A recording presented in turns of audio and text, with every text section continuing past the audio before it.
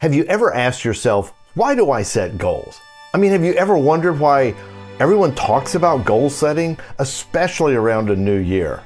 I mean, really, is there much difference between goal setting and, say, setting New Year's resolutions?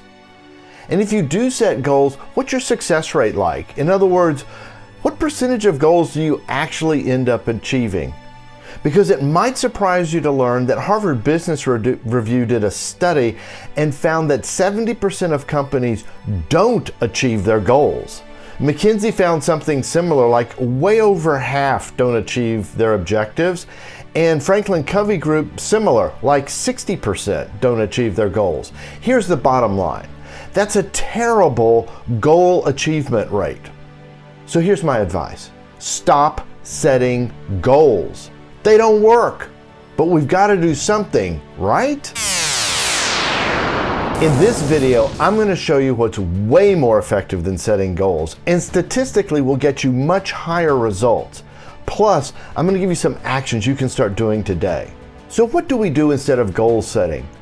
Combine a strategic framework with goal setting, which I'm going to explain in just a second. But first, what are the success rates like to this kind of approach? Let me give you some statistics. That same Harvard Business Review found that 70% of companies that used a strategic framework with goal setting achieved their goals.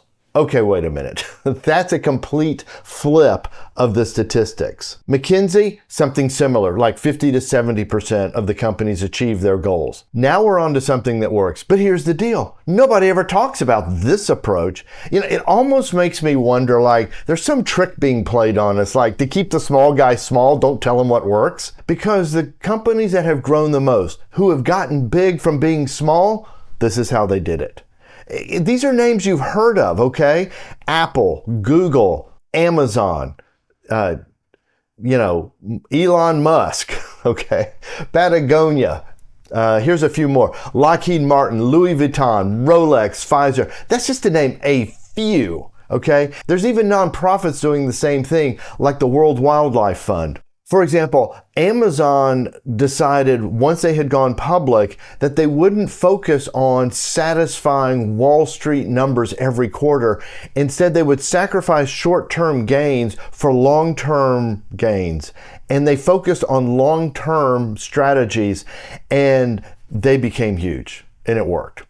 I've got to say, I've personally done this with the 19 companies I've helped lead to exponential growth. And I used my strategic process called the Next Level Navigator.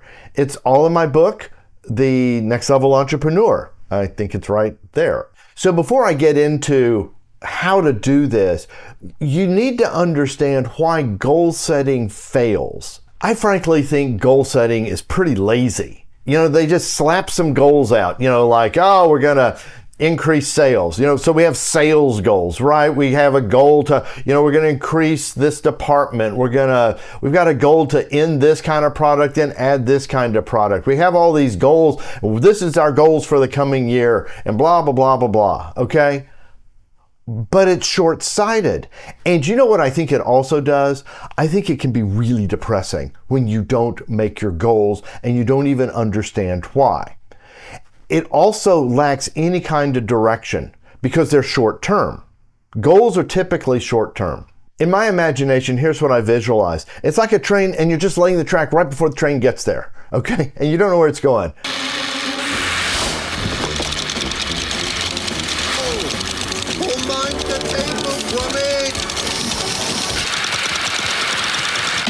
Goal setting fails. From the claymation Wallace and Gromit. So that's a really, really simple example. And but if you notice, it's like lacks direction. And like there's a table leg and he goes around it. Here's what that shows is you just don't know where you're going with goal setting. And it is, you just because you're so busy putting down track and trying to figure out the next goal and get there. And it's maddening sometimes because, for example, let's say you set a goal of like, okay, we're gonna have $1 million in sales this year. And by June, you've accomplished it. You know what they do? They double the goal. Now it's gonna be $2 million. That was too low. What we're talking about here is like, there's no finish line. They just keep, wait a minute. Wait a minute. That's what goals really are. They're just the finish line. Ever heard of a goal line? It's a touchdown in football. You know, it would be like them saying, well, he ran that touchdown back too fast. They made that touchdown in like 16 seconds or 1 minute. We need to lengthen the field. It's the same thing. If you start using the strategic framework, it changes everything and it puts goals where they belong as the metric to measure how you accomplish the strategy. Okay? So this is all in my book. Let me boil it all down to this very simple statement. Set the direction you want your company to go. Develop the strategies to move you in that direction. And then measure the accomplishments of those strategies with goals. Now, I don't ever use the word goal in my book. I use the word markers because that's what they are. They mark when I reached that strategy's accomplishment. They mark when I've achieved that next step of direction, that next level, because that's what I'm about. It's like, how do you get to the next level? Well, when do you know you're at the next level? When you've accomplished the goals. The markers, you cross the finish line. Okay? Makes sense? Let me give you an example because this is how powerful it is.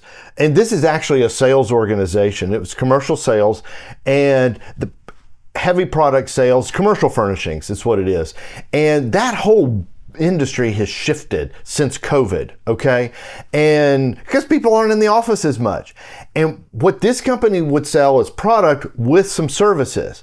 So what the owners decided to do, and I've been guiding them through this, is we're going to flip the direction of the company. And we're going to change the direction to be a service company. Now we know our direction. Boom. Okay, so what are the strategies to get there? One of the strategies to get there is it's kind of a sub-franchise, so it's going to add the franchise will add another revenue stream, service revenue stream.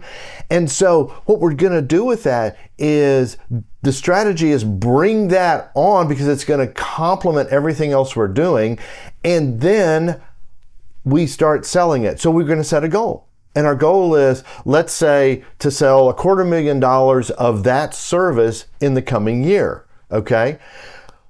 That's the idea of direction, strategy, and goals as they're known, which I would honestly prefer to call them markers, key metrics to achieve, okay? But goals are fine. You can do that today. Just set direction. Where are you headed? What are some strategies? Just not many, just pick a couple, 2 or 3, okay? Now you've got a strategic framework. Now set goals that are going to mark when you've achieved those strategies. You will be amazed. You will start to accomplish way better than 70% goal achievement. It will change everything. It's going to revolutionize your coming year, your coming month, your coming whatever. All right. So give that a try. Let me know how it works. I'd love to hear, put comments in the comment section. So if you want to go deeper, just click the link below to the Get Business Savvy free e-course. It's going to take you deeper into this, and it's going to give you the 3 keys to growing greater profits and making that growth sustainable. Okay. Plus, watch this video right here. It's about working smarter, not harder. And in the meantime, may you live truly free.